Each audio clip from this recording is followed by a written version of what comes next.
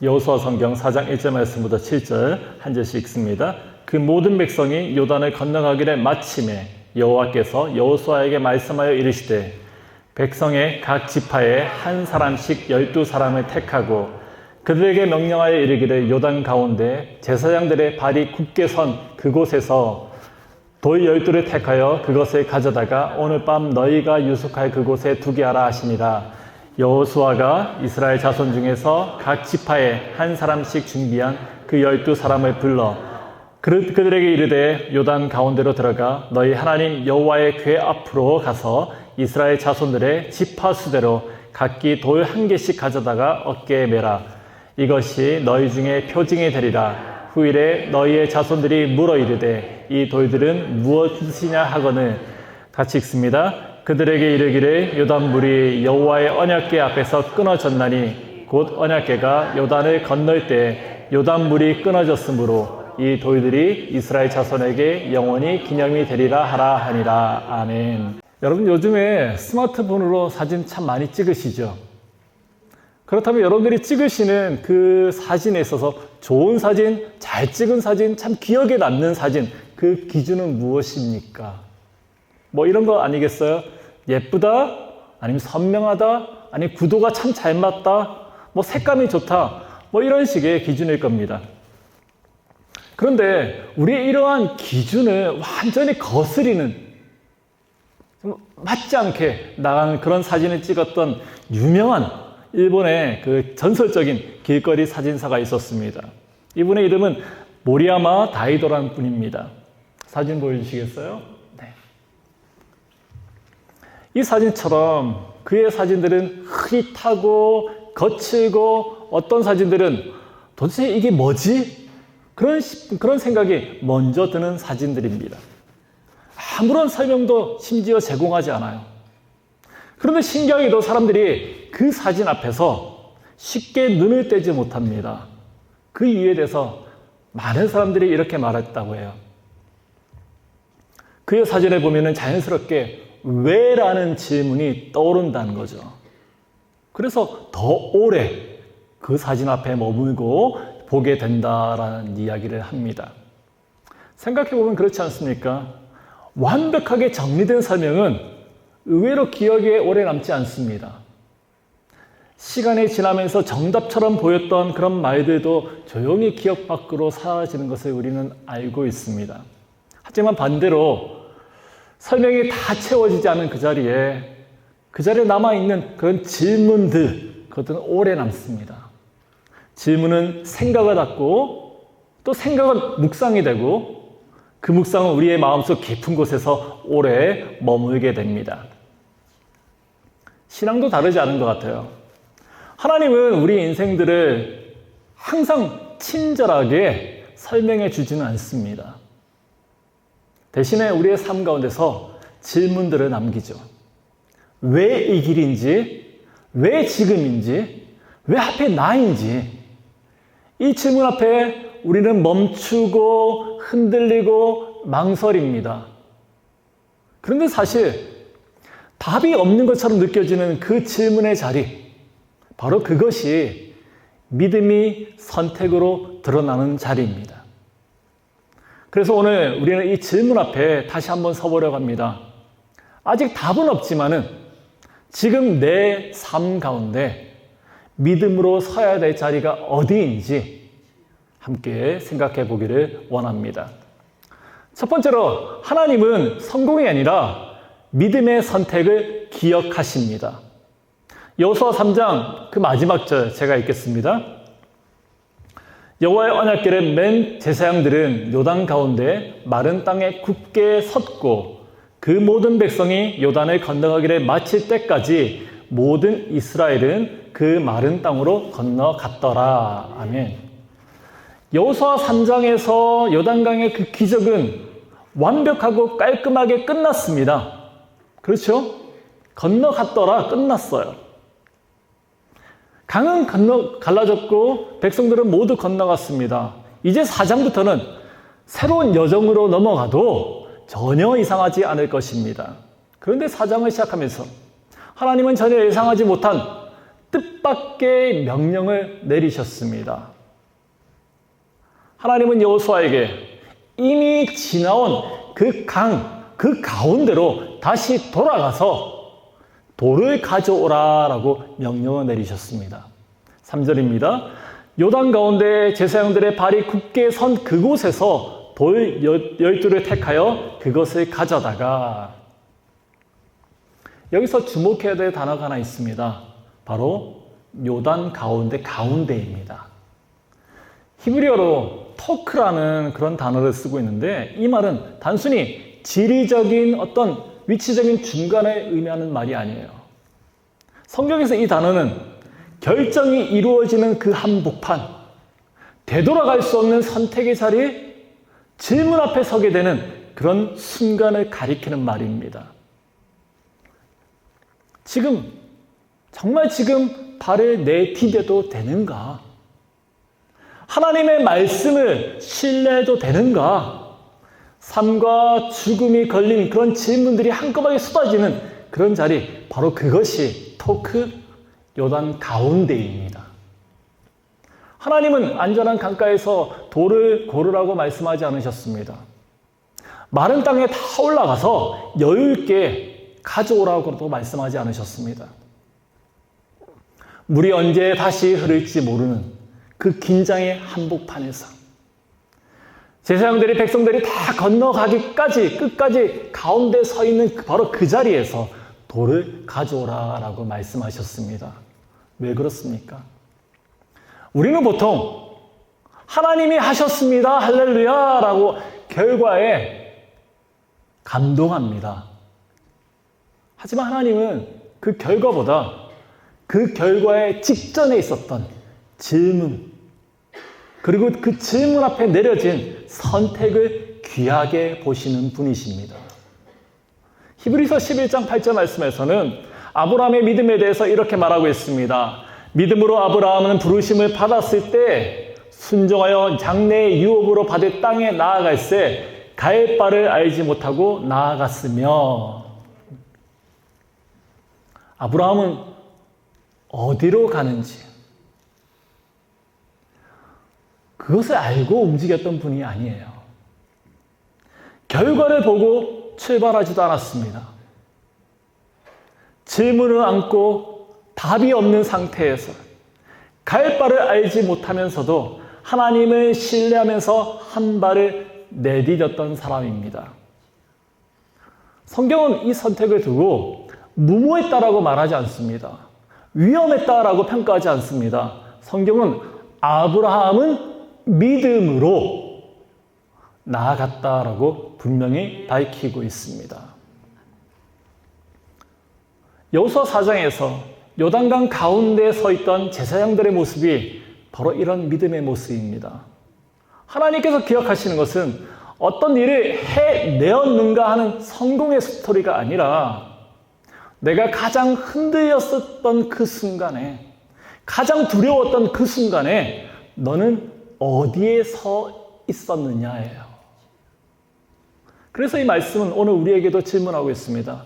지금 어디에 여러분들은 서 있습니까? 이미 다 끝나버린 일에 감격하고 평가하는 자리에 서 있습니까?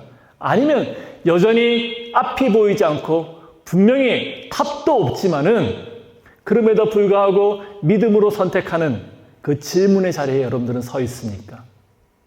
하나님은 믿음의 선택을 기억하는 분이십니다. 수많은 질문 속에서도 도망치지 않고 믿음으로 서 있었던 바로 그 자리를 하나님은 기억하시는 분이십니다. 두 번째로, 하나님은 감동이 아니라 질문을 남기십니다. 6절과 7절 말씀입니다. 훗날 당신들 자손이 그 돌들이 지닌 뜻이 무엇인지를 물을 때 주님의 언약궤 앞에서 요단강 물이 끊겼다는 것과 언약궤가 요단강 건널 때 요단강 물이 끊겼으므로 그 돌들이 이스라엘 자손들에게 영원토록 기념물이 된다는 것을 그들에게 말해 주십시오. 제가 조금 쉬운 번역으로 썼습니다. 장래 어느 날 아이들이 부모에게 묻습니다. 이 돌들이 무슨 뜻입니까? 이 돌 무더기가 무슨 뜻이에요? 그런데 이 질문은 아이들이 우연히 던진 그런 질문이 아니에요. 6절 말씀을 보면은 훗날 당신들 자손이 그 돌들이 지닌 뜻이 무엇인지를 물을 때에 하나님의 말씀이죠. 하나님은 처음부터 장래에 아이들이 이 돌들 앞에서 멈추어 서서 묻게 될 것을 알고 계셨습니다. 조금 과감하게 표현하자면 이 질문은 하나님께서 의도적으로 남겨두신 질문입니다. 어떤 분은 이런 하나님의 일하심에 가지고 하나님의 꼼수다라고 표현하기도 하더라고요. 저는 그 표현을 들을 때 참 감동했어요. 아, 그렇구나. 그렇죠, 정 집사님? 조금 더 신학적으로 표현한다면 하나님의 전략입니다. 하나님의 전략. 하나님은 기억이 감탄으로 끝나는 것이 아니라 질문함으로 다시 열리도록 기억을 설계하신 분이십니다. 좀 어렵나요? 하나님은 그 기억이라는 아주 중요한 것을 다시금 질문하면서부터 그 기억으로 돌아가게끔 모든 설계를 하셨다는 거예요. 아이들은 단순한 호기심에서 질문했을지 모르지만 하나님은 그 질문을 정체성이라는 그 문제에 대한 답으로 이끌어 가시는 분입니다. 이를테면 이런 거죠. 우리 공동체는 왜 이렇게 살아야 하죠? 우리가 믿고 따르는 존재는 누구입니까? 누구냐에 대한 질문이에요. 하나님은 이 질문에 대한 답으로 돌을 어떻게 옮겼는지, 어떤 순서로 그것을 쌓아갔는지에 대해서 설명하라고 하지 않으셨습니다. 대신 이렇게 말하죠. 이스라엘이 많은 땅을 밟고 이 요단을 건넜다. 이스라엘이 이 요단을 건넜다. 너희 하나님께서 요단물을 너희 앞에서 마르게 하셔서 건너게 하신 것이다. 이스라엘이 건넜다. 하나님이 건너게 하셨다예요. 이 대답 안에는 방법이 없습니다. 기술도 없습니다. 부모가 설명하는 거잖아요. 부모의 이 설명 속에는 오직 남아있는 것은 하나예요. 이스라엘이 믿음으로 건넜다는 사실과 더불어서 그 믿음 안에서 하나님이 일하셨다라는 그 고백뿐이라는 거죠. 이 방식은 신명기 6장에서도 똑같이 확인할 수 있습니다. 신명기 6장 20절 말씀해 보니까 후일에 내 아들이 내게 묻기를 여호와 우리 하나님께서 너희에게 명하신 이 증거와 규례와 법도가 무엇이냐 하고 하거든 자녀들이 묻는 거예요. 이 율법이 무엇입니까? 라는 거죠. 그때 하나님은 율법 조항들을 설명하라고 하지 않으세요. 대신 이렇게 고백하게 하십니다. 6장 21절 말씀 보니까 우리는 애굽에서 바로의 종이 되었더니 하나님께서 강한 손으로 우리를 애굽에서 인도하여 내셨다라고 먼저 고백하게 해요. 이 한 문장 속에 신앙의 핵심이 다 들어있습니다. 신앙은 이렇게 해야 한다라는 설명으로 시작하지 않아요. 신앙은 우리는 어떤 사람이었느냐 이런 하나님을 만났다라는 이야기에서 시작합니다. 신앙은 그래서 매뉴얼로 전해지지 않아요. 신앙은 이야기로 전해지는 겁니다. 그리고 그 이야기가 살아있는 고백이 되어서 다음 세대로 건너가는 것입니다. 게다가 이 여호수아 4장 말씀에서 쌓아 올린 그 돌에는 그날의 기적에 대한 설명도 전혀 없어요. 아이들의 질문에 어떤 관광지에 놓여져 있는 그런 안내 편말을 읽어주는 것이 아니었죠. 자신이 기억하고 듣고 믿었던 그 이야기를 다시 말해야 하는 그런 구조입니다. 왜 그렇습니까? 하나님은 그날의 기억을 닫힌 문장으로 끝내버리는 것이 아니라 열린 질문으로 남겨두어서 각 세대의 그 신앙이 녹아든 이야기로 계속해서 이어지기를 원하셨기 때문입니다.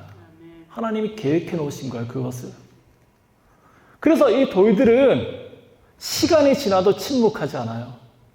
세대가 바뀌어도 끊임없이 질문을 던지는 거죠. 우리는 누구인가요? 우리가 붙들어야 될 신앙은 무엇인가요? 이런 질문들이 계속되는 한 이야기는 멈추지 않는 겁니다. 오늘도 우리의 다음 세대, 우리에게 여전히 묻습니다. 왜 교회에 다녀야 하나요? 왜 그렇게까지 신앙생활을 해야 합니까? 그때는 왜 그렇게 선택하셨어요? 그런 질문들 하잖아요. 그런 질문들 앞에서 우리는 설명을 하는 것이 아니라 고백으로 대답할 수 있어야만 합니다. 나는 정말 하나님을 만났다. 하나님께서 그렇게 일을 행하셨기 때문이다. 내가 만난 하나님은 이렇다라고 질문과 이러한 신앙의 고백이야말로 다음 세대가 여전히 하나님을 이야기로 만들어내는 그런 강력한 신앙의 대답이 되는 줄 믿습니다. 세 번째로, 하나님은 개인이 아니라 공동체의 고백을 기억하시는 분이십니다. 하나님은 요단강 가운데서 돌을 하나만이 아니라 12개를 가져오게 하셨습니다. 그래서 성경을 굳이 이렇게 덧붙이죠. 각 지파에서 한 사람씩. 여기서 지파라는 말, 히브리어로 세벳이라는 단어를 씁니다. 막대기, 지팡이라는 뜻을 가지고 있습니다. 지팡이 혼자 들면 참 연약하죠. 서 있을 수가 없어요. 그런데 이 지팡이가 여럿이 모이면은 방향을 만들고 또 질서의 가운데 서 있을 수가 있죠. 하나님은 누구 한 사람의 이야기로 기억이 완성되게 하지 않으십니다. 그걸 원하시는 분이 아니에요. 이 기억은 좋은, 믿음 좋은 어떤 한 사람의 간증이 아니라는 거죠. 리더 한 사람의 영적인 어떤 성취도 아니에요. 하나님은 공동체가 함께, 그 전체가 함께 건넜다라는 그런 기억의 그 고백을 남기기를 원하셨습니다. 왜냐하면 함께 건너간 그 이야기만이 다음 세대의 질문을 끝까지 견뎌낼 수 있기 때문입니다. 그런데 여호수아 4장에 오면 참 흥미로운 이야기가 또 하나 숨겨져 있어요. 9절 말씀입니다. 여호수아가 또 요단 가운데 곧 언약궤를 맨 제사장들의 발이 선 곳에 돌 12를 세웠더니 오늘까지 거기에 있더라. 아멘. 여호수아는 요단강 한가운데에 지금 물이 갈라져 있잖아요. 말라 있잖아요. 그 백성들이 다 건너갈 때까지 제사장들이 그곳에 서 있었습니다. 바로 그 자리에 강 가운데에 돌 무더기를, 또 다른 돌 무더기를 세우게 하셨어요. 2개죠. 강 가운데 하나 세워지고 강 건너와서 바깥쪽에 하나. 물이 흐르면은, 다시 흐르면은 그 돌들은 보이지 않을 겁니다. 사람들이 모여서 설명을 들을 수 있는 그런 돌 무더기도 아니에요. 잊혀진 돌 무더기죠. 그럼에도 불구하고 하나님은 이 돌의 흔적을 성경에다가 기록해 두셨습니다. 왜 그럴까요? 모든 기억이 사람들에게 보여지고 사람들의 인정을 받고 쌓이는 것은 아니기 때문이에요. 어쩌면 드러나지 않는 순종이 훨씬 더 많을지 모릅니다. 아무도 몰랐고 아무도 박수 쳐주지 않지만은 그 자리에 끝까지 서 있었던 그 몇 명의 제사장들의 그 믿음 말이에요. 그러나 하나님은 아무도 알아주지 않는 그 자리에 그 순종을 끝까지 기억하시는 분이십니다. 그래서 하나님은 보이는 돌과 보이지 않는 돌을 모두 공동체 안에 심어 놓으셨어요. 그리고 그 기억 위에 공동체는 예배를 반복하면서 고백을 쌓아나가고 그 쌓여진 고백들이 이야기가 되어서 한 방향으로 살아가게 되는 것입니다. 그 앞에서 아이들이 물어요. 이 돌들은 무슨 뜻이에요? 질문들은 아이들이 하지만 그 질문에 대답하는 책임은 공동체 전체에 있는 거죠. 다음 세대가 들어야 될 것은 완벽하게 정리된 설명이 아니라고 말씀드렸어요.